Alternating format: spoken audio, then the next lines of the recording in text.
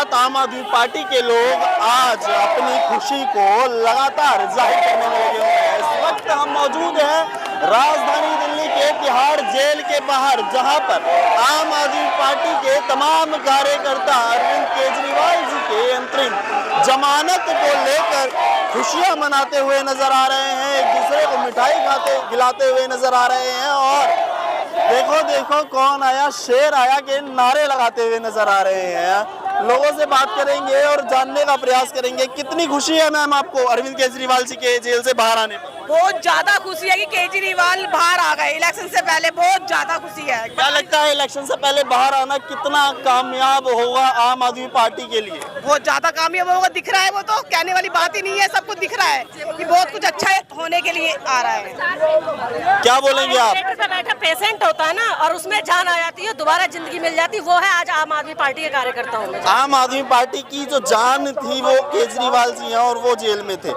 क्या बोलेंगे? वो अब बाहर आ गए हैं तो बीजेपी को इसका कितना खामियाजा भुगतना पड़ेगा? बीजेपी को देखो, अभी थोड़ी दिनों पहले मैंने ये रामलीला मैदान में बोला था, उसी दिन मैंने बोल दिया था, उसी दिन आगाज था इंडिया अलायंस का और केजरीवाल जी अंदर थे और मैंने उसी समय बोला था कि मोदी जी का सिंहासन हिल चुका है। और अब आज जब केजरीवाल बाहर निकलेंगे, आम आदमी पार्टी और केजरीवाल की दहाड़ से वो समझो कि वो जो बोल रहे हैं 400 पार, वो 200 पार भी हो जाए ना या 150 पार भी हो जाए तो भी गनीमत है। लगता है कि वो जो 400 पार का जो जुमला है वो जुमला ही रह जाएगा। आजकल उनके बाद हमेशा जुमले रहे हैं 10 साल से और वो जिन्होंने जुमला ही दिखाया। आप एक बार राजमा है, 400 पार सरसों का तेल, 400 पार चावल, 400 पार पेट्रोल। तो मोदी जी ने ये कहा है कि 400 पार का नाला जुमला है, मोदी जी ने झोला सिलवा लिया है, अब उसे उठाना है और चलना है। हमारे एक पार्षद जी है, उन्होंने मोदी जी के लिए मजबूत झोला सिलवाया है, उसमें 10 तरह की सिलाई लगवाई है, अगर वो झोला उठा के भागेंगे तो वो फटे ना। तो मैं यही कहूँगा, अब मोदी जी आपको झोला उठाना चाहिए और आपको चले जाना चाहिए।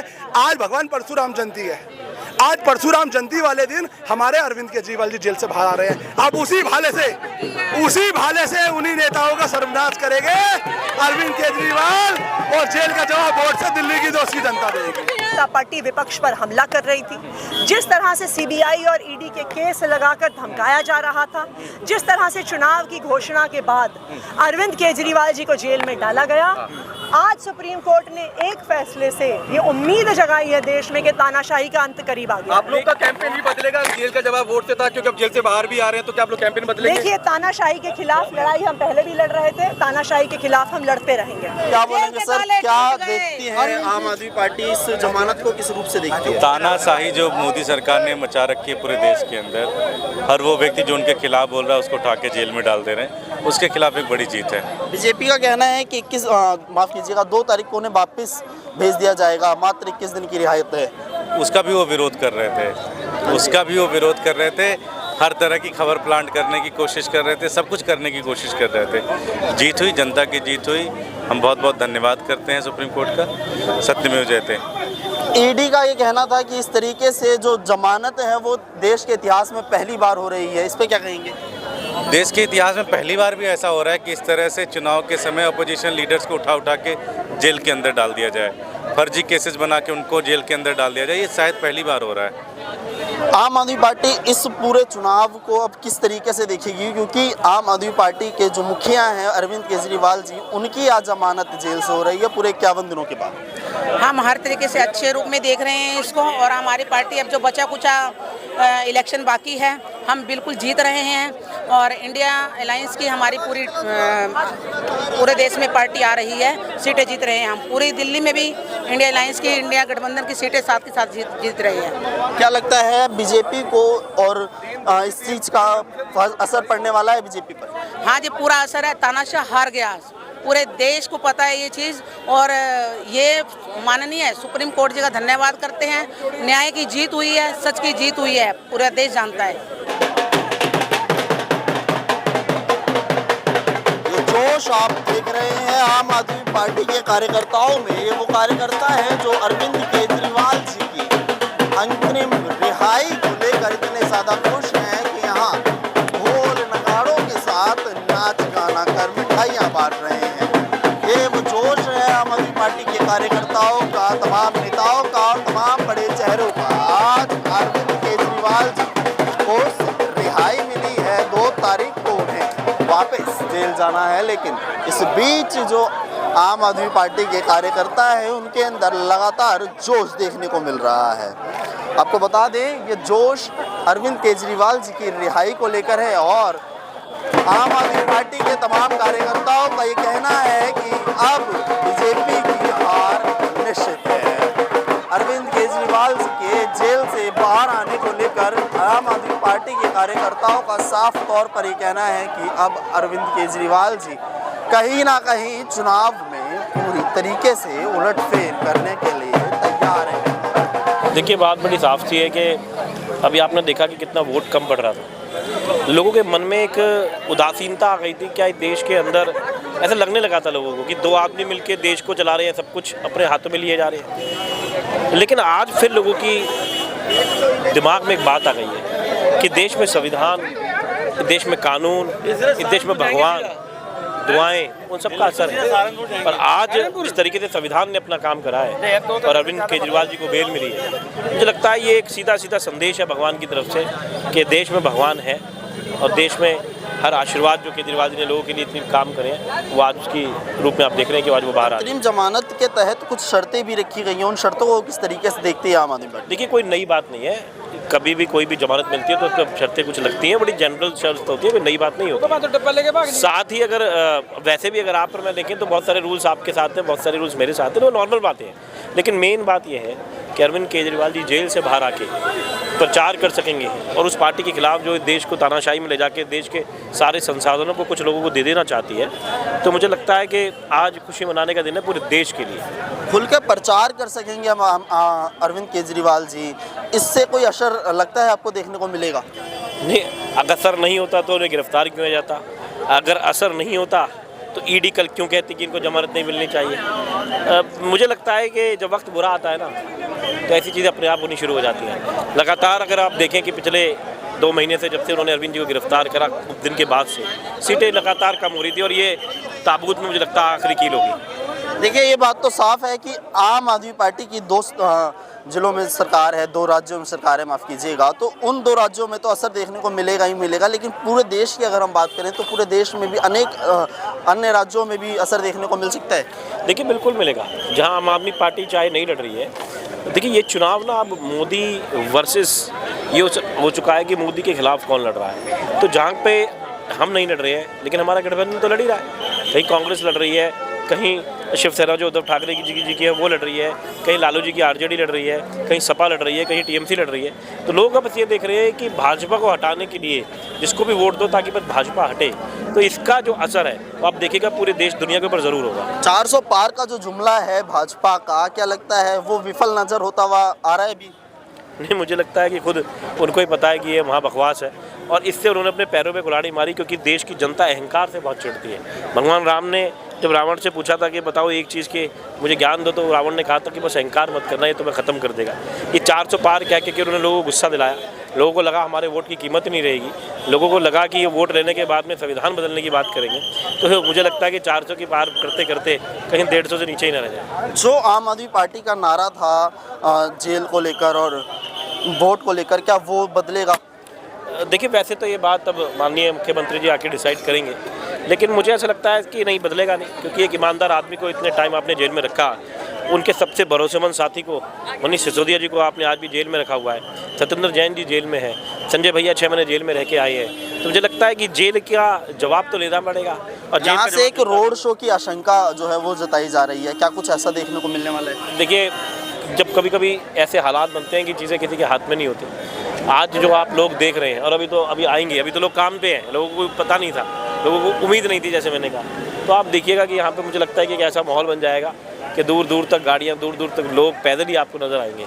तो ये कोई कर नहीं रहा है, ये करने वाला अगर है तो बजरंगबली अपने आप हो रहा है। निवासी सभी लोग बड़े स्तब्ध थे जब से ये वाक़या हुआ है, तब से सभी लोग कहते थे कि ईमानदारी राजनीति को ये ख़त्म करने के लिए मोदी सरकार ने ये साजिश करी है। लेकिन आज उम्मीद की किरण दिखाई दी है देश में।